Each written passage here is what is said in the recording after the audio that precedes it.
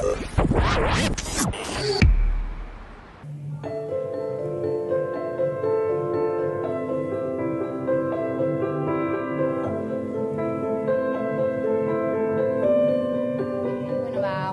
planteatu duguna izan da artea, kultura eta sormena nola sustatu hezkuntza prozesuetan. Eta orokorrean ikasleak ikusten dute ez dagoela flexibilitatea hori sormena igual lantzeko, ez gaia moduan, baizik eta habilitate edo transversalki zerbait landu aldela, ez? Eta orduan horren inguruan egon gara eta atera ditugun konklusio batzuk izan dira alde batetik praktikoagoa behar dutela edo nahi dutela izatea hezkuntza.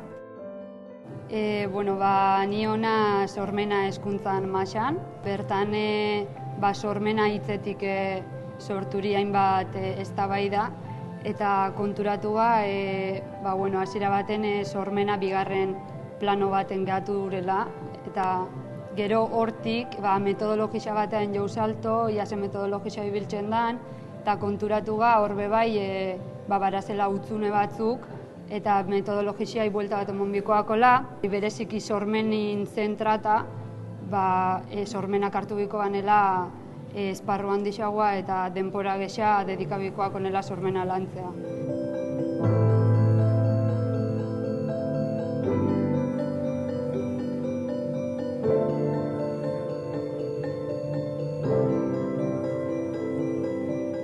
Ni peer-to-peer ikasketei buruz hitz egin dut, mugimenduei buruz hitz egiteko, gazteek ezagutzeko eta nola implementa dezakegu hauen filosofia, komunitateko filosofia hezkuntzan edo nola irakasleek ere ikasleengandik ikasi dezakete eta nola ikasleek parte hartu alduten hezkuntzan ere. Ni do-it-yourself mailan egon naiz. Hezkuntza sistema orokorrean aldatzeko sistema eraginkorragoak proposatu dira. Nola irakaslearen papera, nola aldatu behar den, ikasleetan zentratu behar gara. Sistema orokorrean askoz flexiblea izango behar da, ikasleen helburuetan oinarrituta.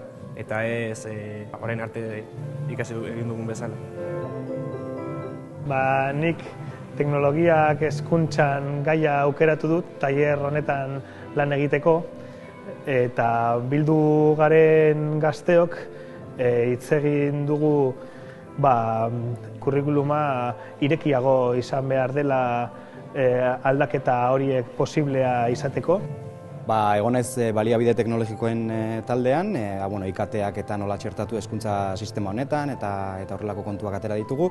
Planteatu ditugu, behar bada ez dela beharrezkoa bertara etortzea, klaseetara bertara etortzea, nahikoa izango litzatekeela behar bada streaming baten bitartez aukera hori ematea etxean dagoenari, hori ikusteko, klaseak ikusteko, azterketa garaian adibidez, hortxe konsultagai ere izateko. Eta hortik tiraka joan gara, pixka bat IKT horiek guztiak nola txertatu hezkuntzaren munduan.